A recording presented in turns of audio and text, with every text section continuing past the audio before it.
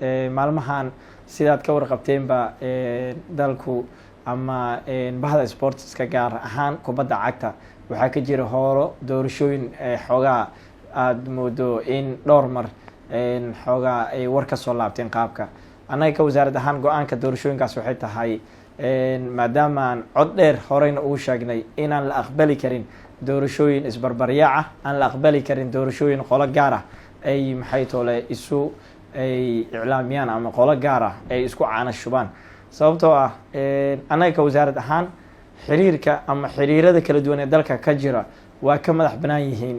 shaqo ahaan wasaaradda technically iyo administration ahaan laakiin politically wasaaradda waxay dalkao dhan mas-uul oga tahay siyaasadda qaran ama siyaasadda sportiska ee lagu hagaayo ama lagu jaheyna hadday ahaan lahayd xagga shuruucda xagga doorashooyinka wasaaradda waxay ku leedahay rool korjoogteen iyo aqoonsi labaduba ka wasaarad ahaan marka roolka nooga aadan waxaa waaye inaanan aqbalin wax ummadda soomaaliyeed oo dhan ka wada dhexeeyo in qolo gaar ah ay mataqaanaa si gaara ugu tagrafasho markii aan leenahay waa madax banaan yihiin ama xiriirku waa ka madax banaan yahay wasaaradda maamul ahaan iyo technical ahaan madax banaanidii annaga ka wasaarad ahaan annagoo ahayn wasaaradda dadka mas-uulka ka ahaa dalka uga mas-uul ahaa hay-adda iyo howlahan sportska dalka bacdamaan ahayn wasaarad ahaan haddaan madax banaani siinay oo macnaheedu dhahno waad u madax banaantihiin maamulkiina iyo maxay too technically howlihiina macnaheedu ma ahan inaan u madax banaaneynay qolo gaara ayaguna wixii ay wasaaraddu madax banaanida siisay madax banaanidaas inay qolo gaara ay dadku oga faa'idaystaan si qaldan u fahmaan maaha madax banaanidu waxa waaye howl ahaan iyo shaqo ahaan sidaas lamid ahna waa haddana wasaaraddu waxaa mar walba muhiimad ama ay ka saaran tahay waajibaad in la xaqiijiyo wax ummadda soomaaliyeed ka wada dhexeeyo ama masaalix guud ee ah sida hogaanka meeshaas cidda u tartamayso qof waliboo soomaali ah oo shuruucda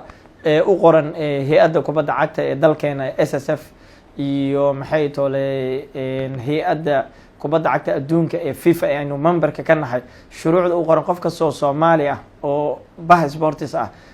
xaq u lahaanaya ama xuquuq u siinayso ma ka yeelin cid gaar ah inay tiraahdo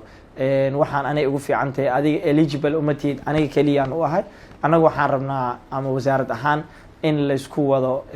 xiriirada kala duwan ee dalka sidoo kalena bahda sportiska inaysan qolo gaar ah qolo kale aysan u colaadin ama qolo gaara inay qolada kale aysan wax ayaga ay malmaleegteen ama ay qorqorteen aysan uga hor istaagin wax ummadda soomaaliyeed ay wada leedahay guud ahaan marka waxaan leenahay oo mar kale codkeena aan si dheer ugu sheegeynaa dalkan ama wasaaraddan anaa hadda maanta hogaaminayo marnaba lagama aqbalayo doorasho hal dhinac ama doorasho qof ama koox yar ay isku jimeeyaan ay yidhahdaan anaga keliya in nala doortaan rabnaa anaga keliya in mataqaanaa doorasho noola qabtaan rabnaa haddaan noola qabanayninna